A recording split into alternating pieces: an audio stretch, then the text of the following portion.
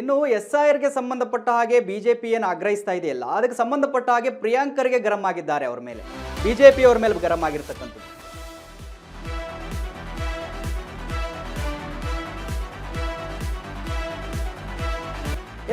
SIR ಪ್ರಕ್ರಿಯೆ ಏನಿದೆಯಲ್ಲ ಅದನ್ನು ರದ್ದುಗೊಳಿಸಬೇಕಂತೇಳಿ ಬಿಜೆಪಿ ಆಗ್ರಹ ಮಾಡ್ತಾ ಇದೆ. ಕಲಬುರಗಿಯಲ್ಲಿ ಬಿಜೆಪಿ ವಿರುದ್ಧ ಪ್ರಿಯಾಂಕರ್ಗೆ ಆಕ್ರೋಶವನ್ನು ವ್ಯಕ್ತಪಡಿಸಿದ್ದಾರೆ. ಇಷ್ಟು ದಿನ ಬಿಜೆಪಿಯವರು ವೋಟ್ ಚೋರಿ ಮಾಡ್ತಿದ್ರು. ಆಳಂದ ಮಹದೇವಪುರದಲ್ಲಿ ವೋಟ್ ಚೋರಿ ಮಾಡಿದ್ರು ಅವರು. ಬಿಜೆಪಿ ಎಸ್ಐಆರ್ ಹೆಸರನ್ನ ಹೇಳಿ ವೋಟ್ ಡಿಲೀಟ್ ಮಾಡ್ತಾ ಇದೆ. ಬಿಜೆಪಿ ವಿರುದ್ಧ ಗೃಹ ಸಚಿವ ಪ್ರಿಯಾಂಕರ್ಗೆ ವಾಗ್ದಾಳಿಯನ್ನು ನಡೆಸಿದ್ದಾರೆ ಕಲಬುರಗಿಯಲ್ಲಿ. ಇಷ್ಟು ದಿನ ಅವರೇ ವೋಟ್ ಚೋರಿ ಮಾಡ್ತಾ ಇದ್ರು, ಇವಾಗ ನಮ್ಮ ಮೇಲೆ ಅವರು ಗೂಬೆ ಕೂರಿಸ್ತಾ ಇದ್ದಾರೆ. ಎಸ್ಐಆರ್ ಪ್ರಕ್ರಿಯೆಯಲ್ಲಿ ತಪ್ಪಾಗಿ ನಡೀತಾ ಇದೆ ಅಂತೇಳಿ ಆಗ್ರಹ ಮಾಡ್ತಾ ಇದ್ದಾರೆ. ಬಟ್ ಇಷ್ಟು ದಿನ ಏನು ಮಾಡಿದ್ರು ಅವರು? ಆಳಂದದಲ್ಲಿ ವೋಟ್ ಚೋರಿ ಆಗಿದೆ, ಮಹದೇವಪುರದಲ್ಲಿ ವೋಟ್ ಚೋರಿ ಆಗಿದೆ. ಸೊ ಈ ವಿಚಾರ ಇಡೀ ದೇಶ ಮಟ್ಟದಲ್ಲಿ ಚರ್ಚೆ ಆಗಿದೆ, ವಿಶ್ವ ಮಟ್ಟದಲ್ಲಿ ಚರ್ಚೆ ಆಗಿದೆ ವೋಟ್ ಚೋರಿದ್ದು. ಇವಾಗ ನಮ್ಮ ಮೇಲೆ ಹೇಳ್ತಾ ಇದ್ದಾರೆ ಅಂತ ಹೇಳಿ ಪ್ರಿಯಾಂಕರ್ಗೆ ಅವರು ಕಲಬುರಗಿಯಲ್ಲಿ ವಾಗ್ದಾಳಿಯನ್ನು ನಡೆಸಿದ್ದಾರೆ ಅವ್ರ ಮೇಲೆ.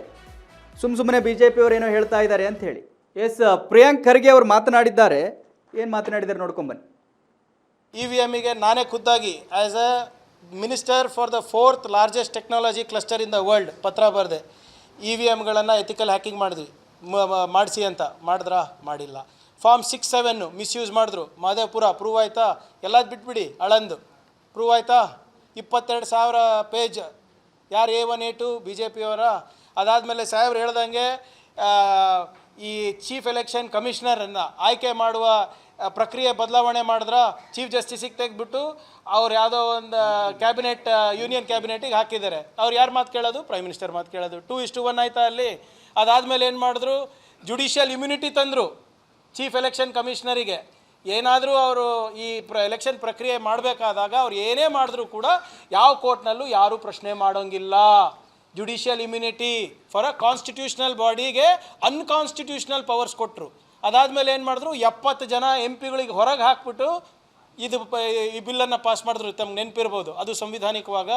ಅದಾದಮೇಲೆ ಅಂತಂದರು, ನಿಮಗೆ SIR ತಂದರು. ಬಿಹಾರ್ನಲ್ಲಿ ಒಂದು ಸಣ್ಣ ಪ್ರಯೋಗ ನಡೆಸಿದ್ರು, ಸಕ್ಸಸ್ ಆಯಿತು. ಕೇರಳನಲ್ಲಿ ಎಚ್ಚೆತ್ಕೊಂಡ್ಬಿಟ್ಟು ನಾವು ಪರ್ಮನೆಂಟ್ ರೆಸಿಡೆನ್ಸಿ ಸರ್ಟಿಫಿಕೇಟು PDOಗಳ ಮುಖಾಂತರ ಕೊಡೋಕ್ಕೆ ಸ್ಟಾರ್ಟ್ ಮಾಡಿದಾಗ ಅದು ಕಮ್ಮಿ ಆಯಿತು. ಅಲ್ಲಿ ಕಲ್ತರು. ಮತ್ತು ತಮಿಳ್ನಾಡಿಗೆ ಹೋದರು, ಅಲ್ಲೇನೋ ಒಂದು ಪ್ರಯೋಗ ಮಾಡಿದ್ರು, ಸಕ್ಸಸ್ ಆಯಿತು. ಮತ್ತು ಈ 3 ರಾಜ್ಯದಲ್ಲಿ ಏನು ಲೋಪಗಳಿತ್ತು ಅದು ನ್ಯೂನತೆಗಳನ್ನು ಬೆಂಗಾಲ್ನಲ್ಲಿ ಸರಿಪಡಿಸಿದ್ರು. ಏನಂತ? Logical discrepancy. What is the definition of logical discrepancy? Chief election commissioner ಈಗಲೂ ನನಗೆ ಹೇಳಿಬಿಡ್ಲಿ, ನಾನು ರಾಜೀನಾಮೆ ಕೊಡೋಕ್ಕೆ ರೆಡಿ ಇದ್ದೀನಿ. There is no definition. ನಿಮ್ಮದು ಹೆಸರು ದತ್ತಾತ್ರೇಯ, ನೀವು ಸ್ಪೆಲ್ಲಿಂಗ್ ಏನಾದರೂ ಚೇಂಜ್ ಆದರೆ ನಿಮ್ದು ಹೋಯ್ತು. ಪ್ರಿಯಾಂಕ್ ನಂದು ಕ ಒತ್ತಕ್ಷರ, ಕನೇ ಬಂದುಬಿಟ್ರೆ ವಿತೌಟ್ ಒತ್ತಕ್ಷರ, ಇದು ಡಿಸ್ಕ್ರಪೆನ್ಸಿ ಇದೆ ಅಂದ್ಬಿಟ್ಟು ಟ್ರಿಬ್ಯುನಲಿಗೆ ಟ್ರಿಬ್ಯುನಲಿಗೆ ಕಳಿಸ್ತಾರೆ. ಟ್ರಿಬ್ಯುನಲ್ನಲ್ಲಿ ಒಂದೇ ಜಡ್ಜ್ ಇರೋದು. ಹೆಂಗಾಗ್ತದೆ? ಆಲ್ ದಿಸ್ ಇಸ್ ಕಾನ್ಸ್ಟಿಟ್ಯೂಷನಲ್ಲ. ಅದು ವೋಟ್ ಚೋರಿ ಆಯಿತಾ? ವೋಟ್ ಚೋರಿ ಅಲ್ಲ. ಸಂಪೂರ್ಣ ನ್ಯೂಸ್, ಇದು ನೊಂದವರ ಧ್ವನಿ.